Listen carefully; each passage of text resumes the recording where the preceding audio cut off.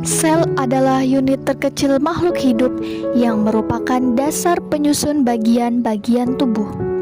Sel mampu melakukan regulasi terhadap dirinya sendiri, memproses energi, tumbuh dan berkembang, tanggap terhadap lingkungan, serta melakukan reproduksi untuk melestarikan jenisnya.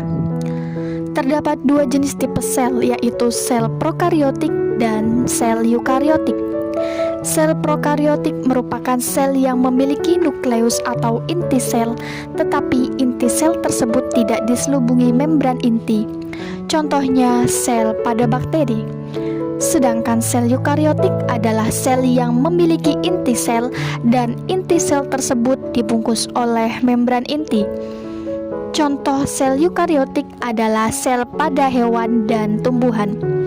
Pada dasarnya, baik sel prokariotik dan sel eukariotik memiliki tiga bagian utama, yaitu membran sel, sitoplasma, dan inti sel. Sel prokariota strukturnya lebih sederhana daripada struktur sel eukariota karena tidak mempunyai organel yang terbungkus membran.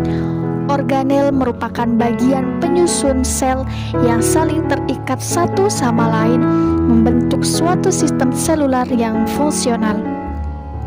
Untuk lebih jelasnya, mari kita lihat satu persatu. Pertama, inti sel. Inti sel merupakan pengatur seluruh aktivitas yang terjadi di dalam sel. Jika diibaratkan pada manusia, inti sel merupakan otaknya. Inti sel dibatasi oleh membran inti. Di dalam inti sel terdapat materi genetik atau DNA. DNA mengatur kegiatan yang dilakukan sel dan bagaimana kegiatan tersebut akan dilakukan. Materi genetik yang berada pada inti sel tersebut berupa benang-benang kromatin yang akan membentuk kromosom pada waktu proses pembelahan sel. Selain itu, di dalam inti sel juga mengandung nukleolus, tempat di mana ribosom dibuat. Ribosom merupakan organel yang berfungsi untuk mensintesis protein. Ribosom dapat ditemukan bergerak bebas pada sitoplasma atau menempel pada retikulum endoplasma. Ada dua jenis retikulum endoplasma atau bisa kita singkat dengan RE, yaitu RE halus, tidak ada ribosom yang melekat, dan RE kasar, memiliki ribosom yang melekat.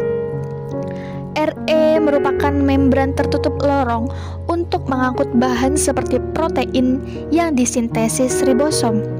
Protein dan bahan lainnya muncul dari retikulum endoplasma di fasikula kecil menuju aparatus Golgi atau badan Golgi.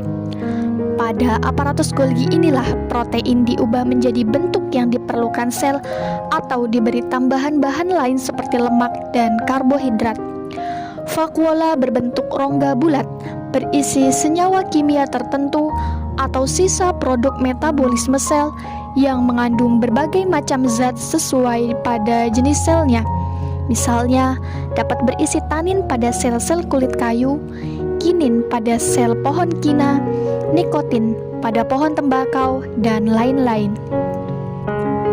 Lisosom merupakan organel yang ditemukan pada sel hewan berupa butiran kecil atau bundar berisi enzim pencerna yang berfungsi memecah sel-sel yang tidak berguna.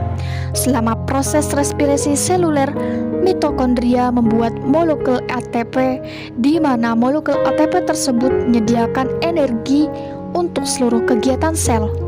Sel-sel yang melakukan banyak kegiatan maka mengandung mitokondria yang lebih banyak pula. Sel mempertahankan bentuknya menggunakan sitoskeleton. Sitoskeleton merupakan mikrofilamen seperti benang yang terbuat dari protein dan mikrotubulus yang merupakan tabung tipis berongga. Pada tumbuhan fotoautotrofik terdapat organel yang disebut kloroplas sebagai tempat terjadinya fotosintesis. Kloroplas berwarna hijau karena memiliki pigmen warna hijau yang disebut klorofil. Pada sel tumbuhan memiliki dinding sel di luar membran sel. Fungsi dinding sel tersebut adalah memberikan bentuk, kekuatan, dan perlindungan sel dari lingkungan luar.